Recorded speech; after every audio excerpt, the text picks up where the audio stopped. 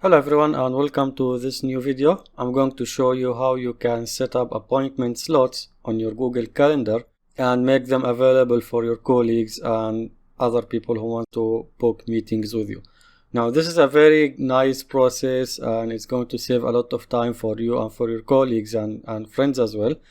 The idea of this is you will pre-book some slots on your calendar and you will make those slots available for anyone who wants to book a meeting or a whatever session that he wants to do with you. So the idea is, instead of just calling you and then asking you about your schedule or just randomly, sending you meeting requests and all of that, you will fix some times and some slots in your calendar throughout the week maybe, and then people will see them available and they will just click whatever time slot that is suitable for them and their needs. Now, I use this frequently in my work, and from time to time I just pre-plan my whole week and then just make that available for my colleagues, and they will see the times that I'm available for calls and meetings. They will just select from those, and then I will get to make sure my whole week is actually pre-planned and arranged and having some more flexibility in working throughout that week. So this is very easily achieved, and you will need a G Suite account for this because the appointment slots are not available on the consumer Gmail, which you will see in a bit now. So once you open the calendar, all you have to do here is just select the slot that you want to make it available. Now, just to make this more realistic, let me select, let's say, from 8 a.m. until 5 p.m. and this is my work schedule or my work day. So I'm available in this day. All I have to do here is, let's say, meeting slots, and if you see the event type or the item type, you will find it's an event or out of office, reminder task, and appointment slots.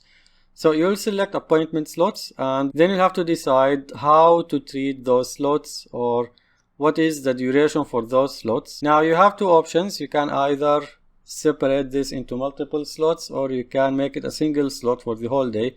It does actually make more sense to split this into multiple slots. I prefer to do it for 30 minutes, and if I get to do it in a shorter amount of time, then I would not refuse it. But I found out that 30 minutes is the most optimal time for anything really. So you can just keep it to 30 minutes and keep it to multiple slots, and that's it. So you'll click save, and then you will see it's a single slot for you. However, if you click this again, you will find a link which will take you to the appointment page for this calendar. And if I click this link, you will find maybe a very basic page or something, but this is a very nice, actually make it simple to anyone who wants to book your calendar.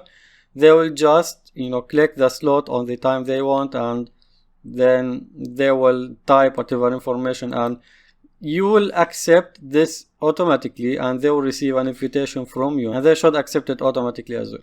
So let me show you what's going to happen when you're sharing your calendar with your colleagues. So I have here opened the account for another user that I have in my domain, and as you see, I have added my calendar into the list of the available calendars for this user, and this is the appointment slot that I have made.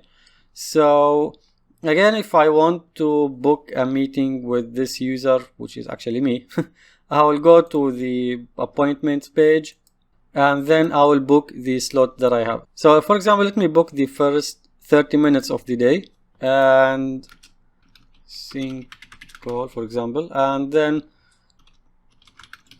so this is just a quick description. I will click save, and when I go to the Gmail of this user, you will find that I have got an invitation, and when I check the available slots now, you will see that this slot or the first slot is gone, and when anyone else other than the user who booked this opens this same link, he will not be able to see the first slot. So this is a good way also to manage the time and maybe just offer an automated way to manage the slot and the timing on your calendar. So if I take you to the Gmail, you will see that I have got this invitation from the account or from the admin account, which has created the appointment slots, and it's actually accepted by default. I didn't click yes, it was automatically accepted by me, and these are the attendees, and this is the description that I have added or created when I was booking that slot. If I go back to the calendar, you will see I've actually got an entry. The blue one is mine and the brown is for the admin, And if I switch back to the admin account, I should see also that the time is actually has been taken by the secretary or by whoever booked this calendar. So this is one way to do that. The other way is you can also share this link or put it in your signature. So anyone wants to book a meeting with you, he will just click this link and then he will be presented with this same page, and then he can select and choose the time slot. For this, I'm going to show you from my own Gmail. So I'm going to open a new tab and I will open this. So you see, this is again the timing or the appointment slots for the admin user or for the other user that I have created the appointment slots from. And because I already got the first slot reserved, I cannot see it here, but I've got these available slots. Again, I can just select anything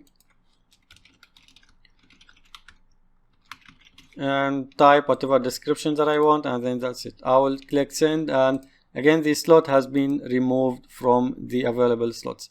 Now if I switch back to the admin, you should see that the new slot or the new invitation has been added here, and for me it's accepted by default, and the other user who created that is also accepted it by default. So this is a very nice way and a very easy way to manage your time and available slots and your availability for other colleagues and anyone who wants to have meetings with you.